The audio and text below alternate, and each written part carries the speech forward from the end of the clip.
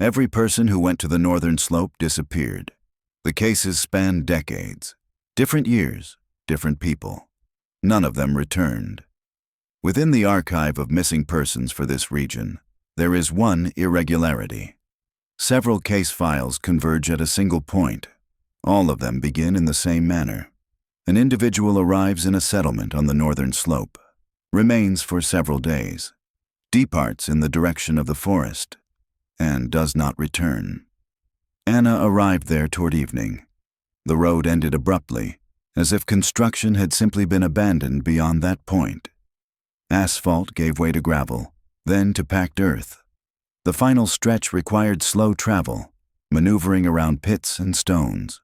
The navigation device stopped updating well before the entrance, but the direction corresponded with the maps she had reviewed in advance.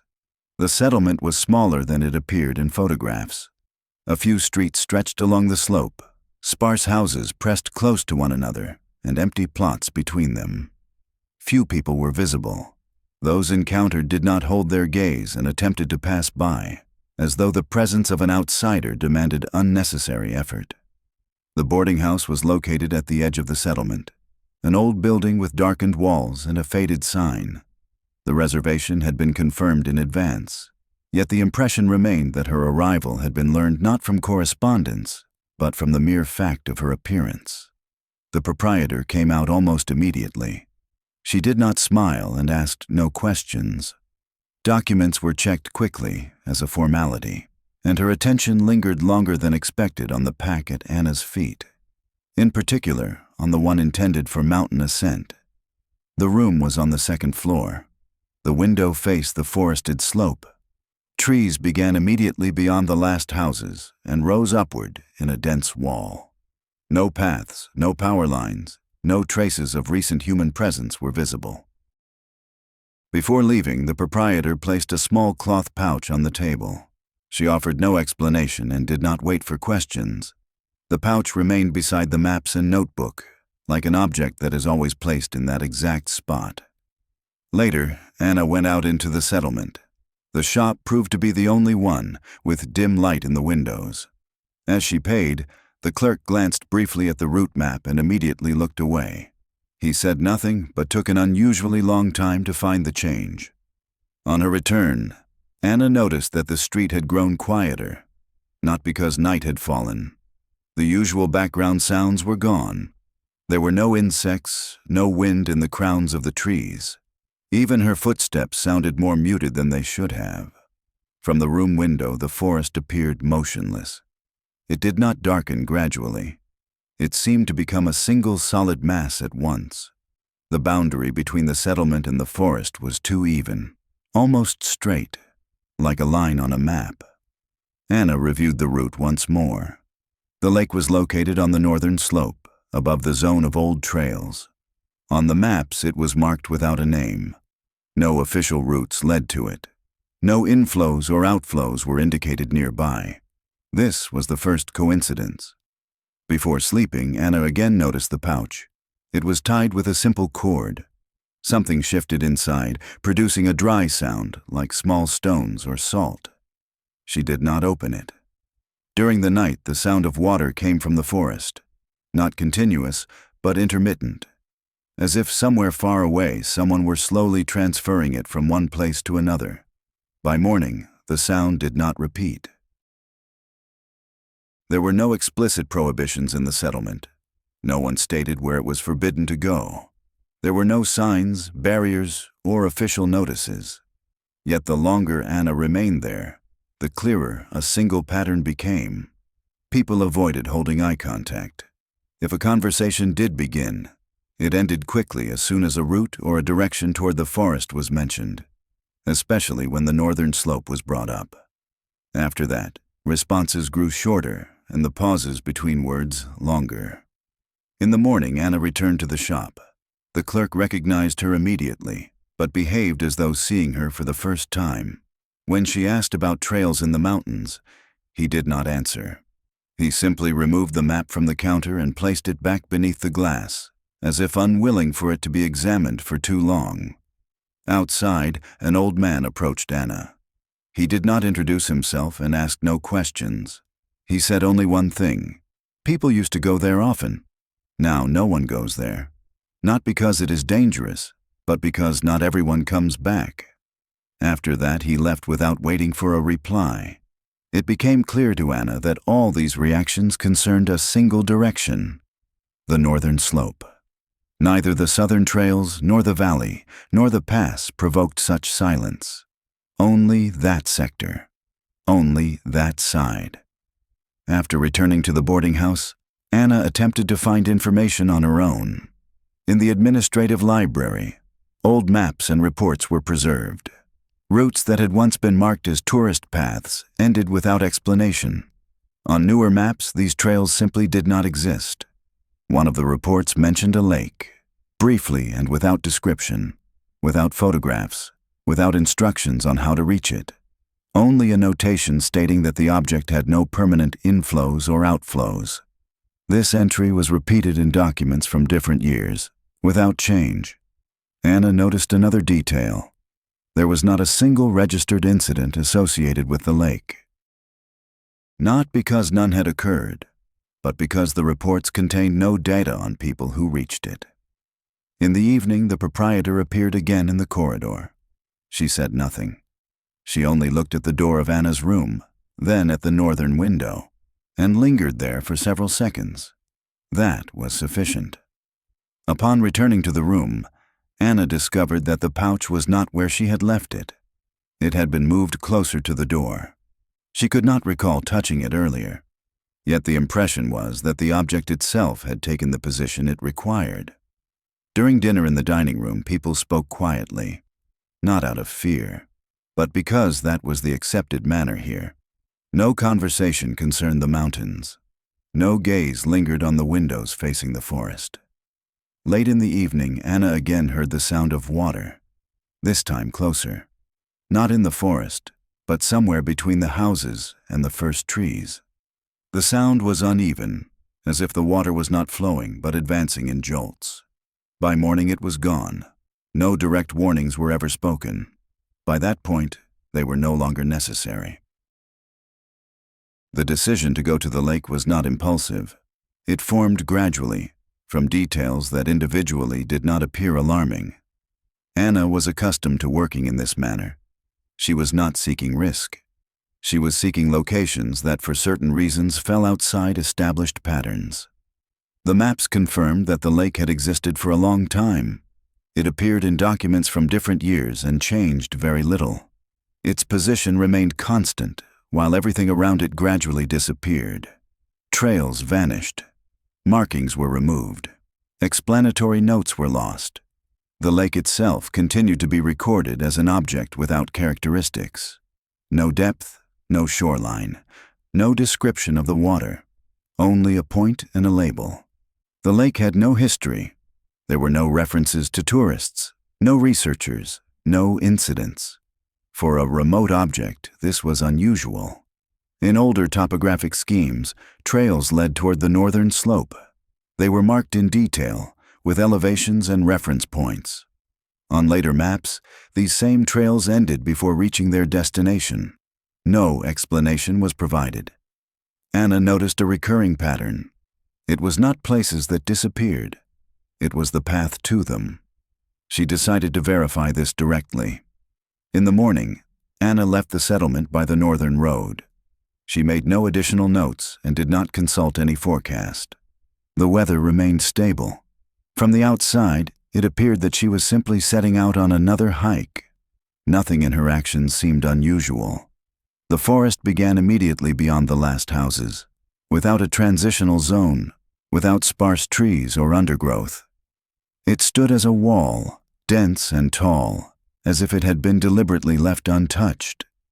The trail marked on older maps was difficult to discern. It had not vanished completely, but looked as though it had not been used for a long time. The ground was pressed down, but not worn away, like a trace that was no longer being renewed. The first hours of ascent passed without incident. The soil remained damp but firm. The air was cool and without wind. Anna moved at a steady pace, without acceleration and without unnecessary stops. Orientation within this forest was unusual. The trees stood too evenly. The gaps between them repeated, like elements of a single pattern. The space appeared alive, but did not change. Sounds began to disappear in fragments. First the insects, then the birds. The forest remained visually unchanged, but no longer confirmed its presence through sound. Even Anna's own footsteps were muted, as though the ground absorbed vibration. After several hours of ascent, Anna reached an open area. On a rise, slightly off the route, stood an old meteorological station, a small concrete structure with peeling paint and boarded windows. The antennas had been removed, but the mounting traces were still visible. Inside, inscriptions remained. Short phrases applied at different times and in different handwriting. Most were difficult to make out, but one appeared repeatedly. Deeper. The word was on the walls, on metal surfaces, and even on the floor. It did not appear to be the result of a single event. Rather, it resembled multiple attempts to record the same sensation. Anna noted the coordinates and returned to the route. Beyond that point, the trail began to change. It no longer led upward or downward. It slowly shifted to the side, moving away from the familiar logic of ascent. The compass showed deviations, but not significant enough to be considered an error. The higher Anna climbed, the denser the air became.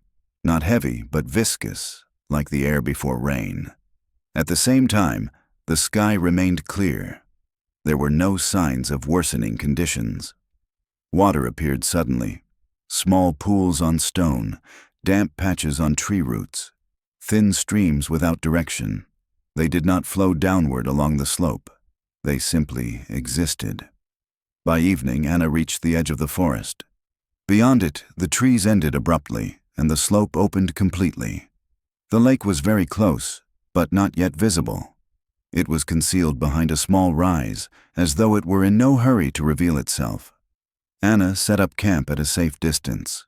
When she stopped, it became clear that the forest behind her had grown quiet again. Not empty, but attentive, as if everything that was meant to observe had already taken its place. Anna reached the water early in the morning. She left the camp in place, taking only what was necessary. The fog over the slope was thin and did not obstruct visibility, yet the lake itself remained unnoticed until the final moment. It did not reveal itself gradually. It was simply there. The shoreline was even, almost regular in shape. Stones lay tightly packed, without signs of erosion. There were no logs, no vegetation, no traces of animals. Everything appeared as though no one had approached the water for a long time. At the same time, the surface was not covered with silt or film. The water appeared dark, but not black. It reflected the sky with a delay, as if the surface did not accept the image immediately. A faint ripple appeared and disappeared without visible cause. There was no wind. Anna walked along the edge of the lake. It proved smaller than indicated on the map, but deeper than the shoreline suggested. This was apparent at once. Even without measurements, it was clear that the bottom lay far lower than in ordinary mountain bodies of water. She noticed the reflection. It repeated her movements with a slight delay. When Anna stopped, the reflection continued to move for several more moments. This was not distortion and did not resemble a light effect. The discrepancy persisted regardless of angle or distance. Anna stepped closer. The water surface remained still. The reflection approached. At that moment, a sound appeared, quiet and rhythmic. Not a splash and not a current. Rather, a repeating interval resembling breathing. The sound did not grow louder and did not fade. It simply existed. The pouch was in her hands. Anna could not recall when she had taken it from her pack. The cord was untied. Inside was coarse salt. The crystals remained dry despite the damp air. Anna scattered the salt along the waterline. Not for protection and not as part of any ritual. She did it as calmly as she marked a route or checked equipment. The salt formed an even line and did not dissolve immediately. The water reacted. The surface trembled, and ripples moved from the center toward the shore, reversing the expected direction. The sound became more distinct, as if something had drawn closer to the surface, but did not appear. Anna stepped back. The reflection mirrored the movement, this time without delay. She looked into the water longer than intended. How much time passed could not be determined. The fog on the slope did not change.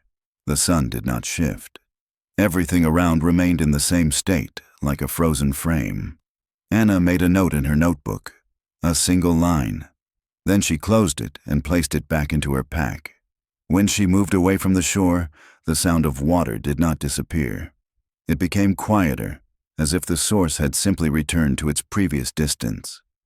The lake remained behind her, but the sense of presence did not fade. It did not follow her, and it did not fall behind. It simply persisted, as a fact. Anna returned to the camp closer to midday. Everything was in its place. Nothing had changed, except her. Anna woke early. The forest beyond the camp looked the same as the day before. The fog had neither dispersed nor thickened. The air remained still.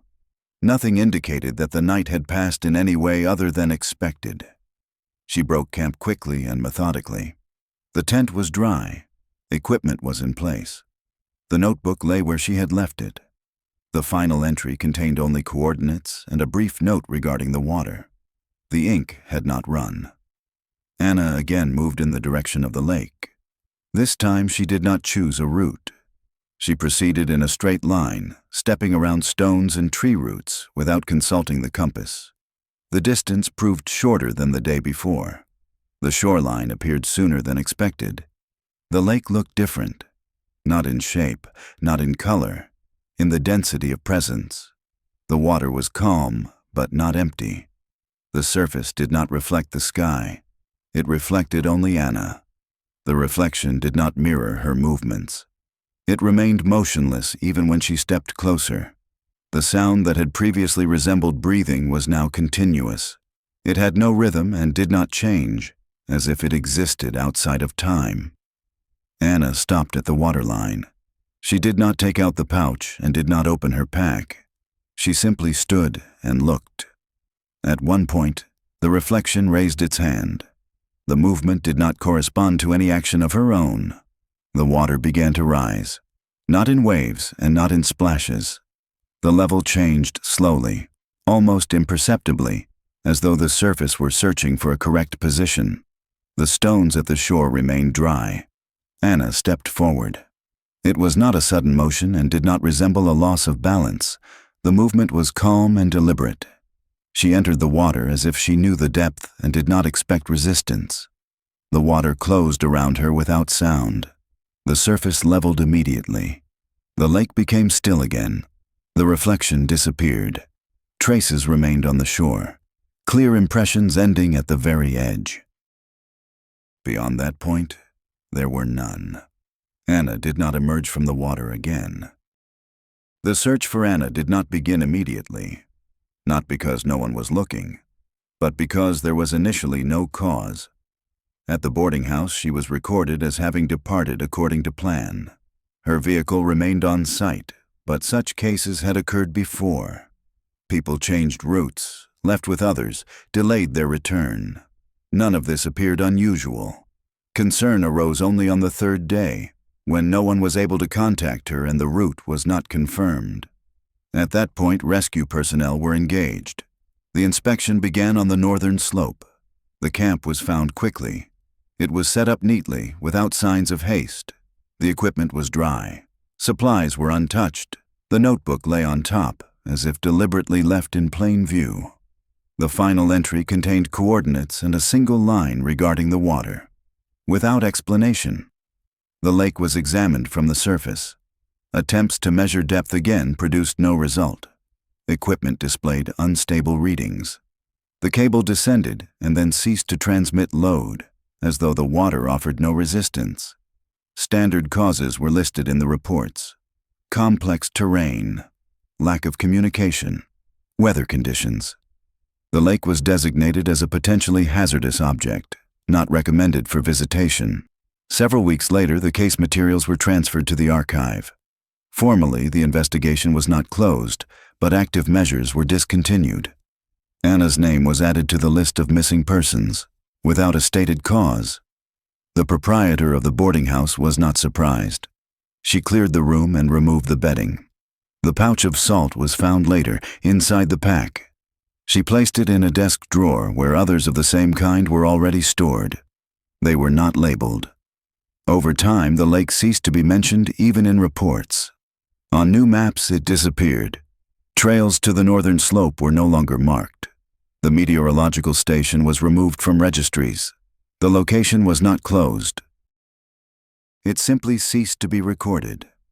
Occasionally, new people arrived in the settlement. They were seeking quiet, infrequently used routes, or places not yet altered by tourism.